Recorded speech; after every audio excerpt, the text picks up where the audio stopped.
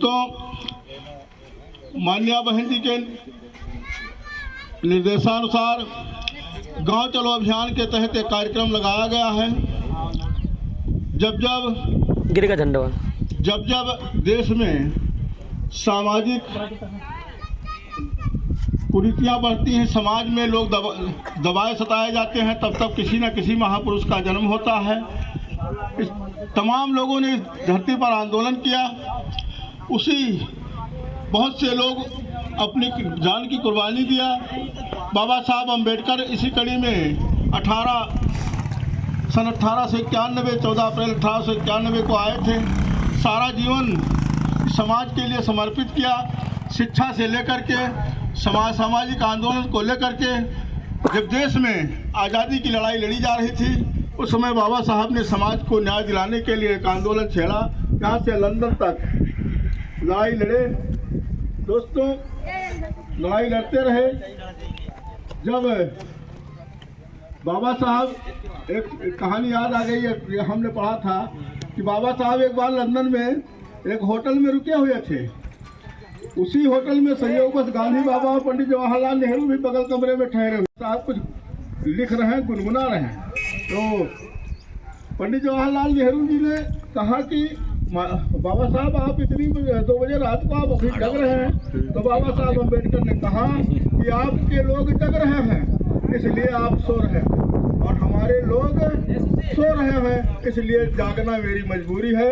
जब तक इन लोगों को जगाने का प्रयास कर रहा है। बाबा साहब अम्बेडकर की ये सोच रही है।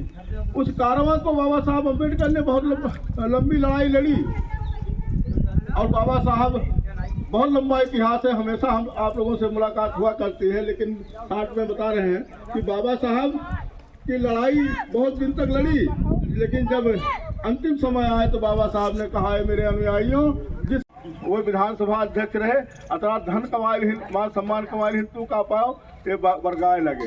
कहीं इंदिरा आवास महामाया आवास आवा, महामाया आवास आया, गाँव के आयोजन का बना, लेकिन त्योहार का हुआ। इसी तरह धीरे धीरे तमाम के लोग बह गए और 4% 3% वोट कम हुआ। 12 में हमारी सरकार नहीं मिली। धीरे धीरे ग्राफ गिरा। तमाम में हम चाहेंगे हम भाई पराग गौतम जी आए और हम लोगों को दिशा निर्देश की कृपा करें। नमो बुद्धाय, जय भीम सभी साथियों को। साथियों, आज का जो विषय है वो सेक्टर कैडर कैंप का विषय है।